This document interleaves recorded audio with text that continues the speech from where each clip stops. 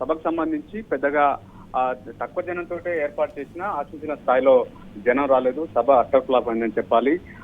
ఖాళీ కుర్చీలకే రాహుల్ గాంధీ కాంగ్రెస్ అగ్రనేత తన ప్రసంగ పాఠాన్ని వినిపించి వెళ్లిపోయినటువంటి పరిస్థితి. మొత్తానికి కాంగ్రెస్ సభ సర్వనాథ స్టేడియం జరిగినటువంటి సభ జనాలు లేక వెలవెలబోయి అట్టర్ ఫ్లాప్ గా మారిపోయినటువంటి పరిస్థితి ఉంది. ఎందుకంటే కాంగ్రెస్ పార్టీకి సభలకు ముఖ్యంగా ముఖ్యమంత్రి సభకు సైతం ఆశించిన స్థాయిలో జనాలు రావడం లేదు. రోడ్ షోలకు తక్కువ మందితోనే రోడ్ షోలు నిర్వహిస్తున్నటువంటి పరిస్థితి అయితే మనం చూస్తా ఉన్నాం.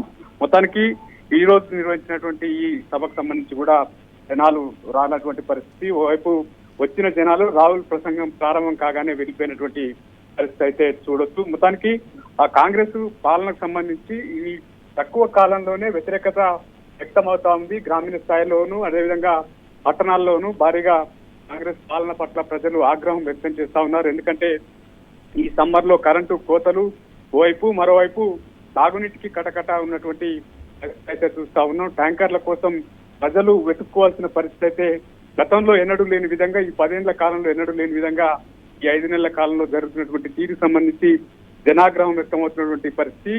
ఈ నిన్న మొన్న కురిసినటువంటి వర్షాలకు సంబంధించి ఏదైతే చిన్న గాలి దుమారానికే వర్షానికే గంటల కొద్ది కరెంటు పోయినటువంటి పరిస్థితి కూడా గతంలో ఎన్నడూ లేదన్నటువంటి ఆగ్రహాన్ని కూడా వ్యక్తం చేసినటువంటి పరిస్థితి అయితే మనం చూస్తా ఉన్నాం. ఈ సభ పూర్తిగా జనం లేక వెలవెలబోయినటువంటి పరిస్థితి అయితే మనం చూడొచ్చు. Right, thank you Pradeep.